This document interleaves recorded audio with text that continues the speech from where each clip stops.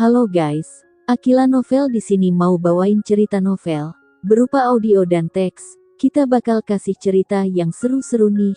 Yuk buruan pantengin terus channel kita ya.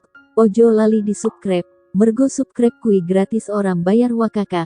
Pisan mane ojo lali di like yo guys, karo di komen Bekila terus semangat nggawe konten hehehe. Yo wis langsung aja masuk ke ceritanya, cekidot. Tristan duduk di mobil mengawasi Jingga yang ada di depannya. Dia tampak agak lemah lembut dan jelas tidak tahu di mana dia berdiri, tetapi dia secara tidak sengaja berdiri di tempat Agatha berdiri. Tristan mengingat suara manajernya, apakah kamu sengaja melakukannya?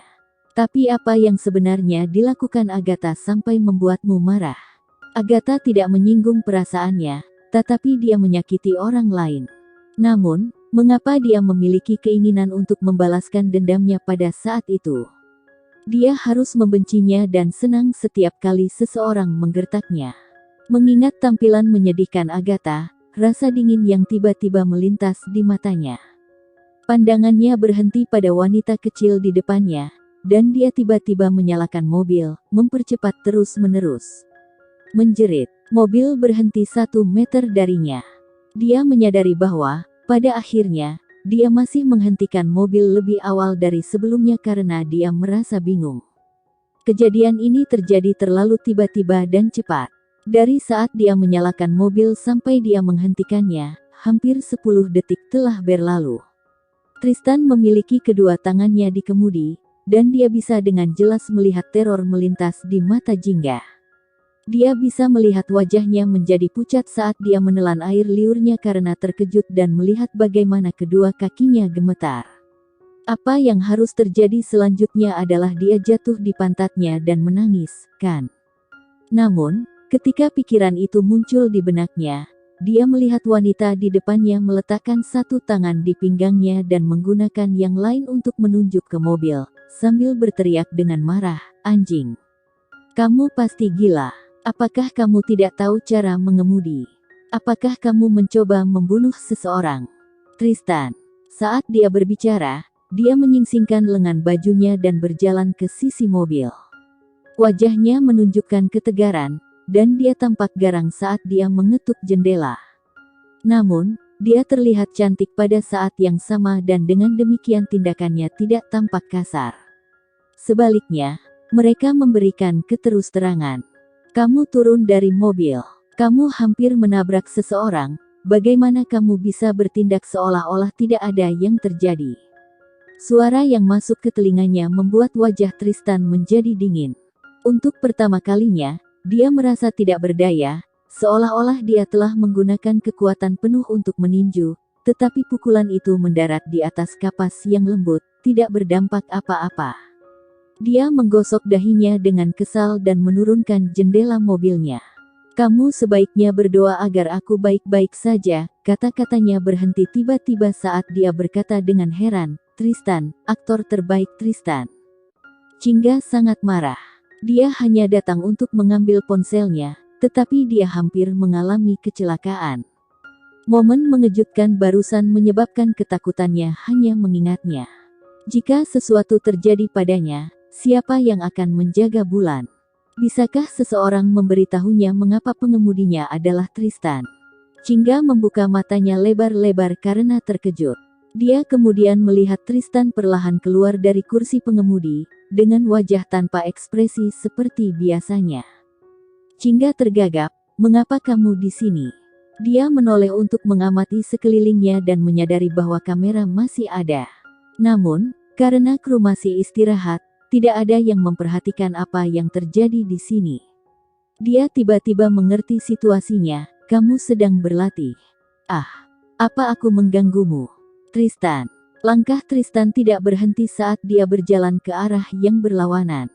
Jingga menggerakkan kakinya, yang menjadi jeli karena shock yang dia terima, dan berlari mengejar Tristan. "Tuan Tristan, bolehkah aku tahu di mana ponselku?"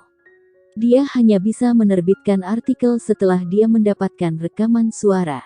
Setelah menyelesaikan kalimatnya, dia mendengar Tristan berkata, "Aku tidak tahu." Dia tidak tahu. Jingga panik, "Aku sangat membutuhkan ponselku, bagaimana mungkin kamu tidak tahu di mana itu? Tristan tiba-tiba berhenti di jalurnya. Jingga tidak menyadarinya dan menabrak punggungnya. Saat dia mengangkat kepalanya, dia bertemu dengan tatapan Tristan, yang dipenuhi dengan ejekan. Kamu membutuhkannya segera. Apakah karena kamu diam-diam mengambil foto dan menyerang privasi orang lain lagi? Nada suaranya membuat Jingga sangat tidak nyaman. Paparazzi adalah musuh alami para seniman, tetapi dia tidak seharusnya menyatukan semua reporter seperti itu. Suara Jingga kaku, ponsel itu bukan milikmu. Mata Tristan menjadi lebih dingin saat dia berjalan ke depan, bahkan tidak meliriknya. Dia berbicara dengan merendahkan, segera berhenti dari pekerjaanmu itu. Jingga panik, kenapa? Aku tidak ingin ibu dari anakku menjadi sampah yang mengganggu privasi orang lain. Kata-kata itu menghantam hati Jingga dengan keras seolah-olah itu adalah palu. Dia tertegun di tempat dan menyaksikan Tristan berjalan ke ruang tunggu saat dia mengepalkan tinjunya dengan erat. Tubuhnya yang kurus bergetar sedikit saat bibirnya tiba-tiba melengkung menjadi senyum pahit. Jika dia punya pilihan, dia tidak akan menjadi paparazzi. Dia memiliki mimpinya sendiri, tetapi dia juga memiliki alasan kuat yang menghalanginya untuk mengejarnya. Jingga menarik napas dalam-dalam dan mulai berjalan. Ketika dia sampai di pintu ruang tunggu, dia mendengar percakapan di dalam. Manajer Tristan, Vino, berbicara dengan nada mendesak, "Tristan, popularitamu saat ini sedang booming, kamu tidak boleh terlibat dalam topik sensitif tentang pernikahan tersembunyi. Sekarang, kita sama sekali tidak dapat merespons. Kamu tahu, jika kita mengakui pernikahanmu." Tidak, kata-kata Tristan terdengar tegas. Dia tidak takut mempublikasikan pernikahannya, tetapi dia tidak ingin itu bersamanya, karena itu akan terus mengingatkannya betapa konyolnya dia 8 tahun yang lalu. Vino setuju, menganggukkan kepalanya, "Ya, kita tidak bisa mengakuinya. Jika kamu melakukannya, akan ada terlalu banyak orang yang akan berhenti menjadi penggemarmu. Namun, kita juga tidak dapat menyangkalnya, karena itu bohong. Sekarang, kita hanya bisa menunggu berita itu mereda. Namun karena seberapa berpengaruhnya kamu, aku tahu dari pengalaman sebelumnya bahwa ini akan memakan waktu lama." "Aish, Tristan, apa yang harus kita lakukan?" Tristan menjawab dengan jelas, "Kamu adalah manajerku, seharusnya kamu yang memikirkannya." Vino, Jingga, yang berdiri di luar pintu, melihat ke dalam. Dia melihat Vino, yang dipenuhi kecemasan, di sebelah Tristan yang sedang duduk santai di sofa dan membaca naskahnya. Dia terlihat sangat serius. Sinar matahari masuk melalui jendela dan menyinarinya. Dia memancarkan aura menarik yang tak terlukiskan.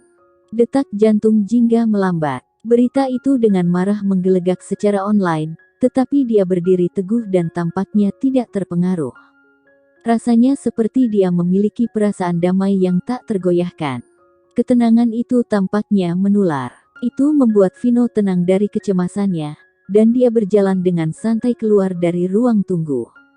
Jingga memandang Tristan dan, saat dia berdiri di luar bersama Vino, dia menutup pintu.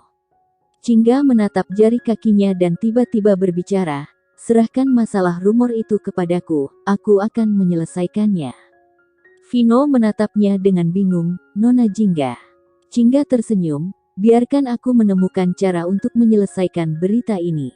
Tiba-tiba, Vino tertawa, "Mengapa Jingga ingin membantu Tristan? Mengapa dia ingin membantunya?" Jingga memikirkannya dan menemukan alasan, ini untuk meminta bantuan Tuan Tristan dalam waktu dekat. Setelah membantunya, seharusnya lebih mudah untuk bernegosiasi dengannya, untuk mengizinkannya melanjutkan pekerjaannya sebagai reporter. Dia pasti berpikir untuk membantunya karena itu. Vino berpikir begitu sebelum dia pergi untuk melanjutkan pekerjaannya dan Jingga, yang tidak ada hubungannya, berkeliaran di sekitar ruang tunggu. Tiba-tiba, ponselnya berdering. Dia tanpa sadar mengambilnya, hanya untuk menyadari bahwa itu adalah ponsel Tristan. Oke guys, ceritanya cukup segini dulu. Nantikan cerita selanjutnya, tetap semangat, sudahi galaumu, Mari dengar cerita novel bersamaku, Wakaka.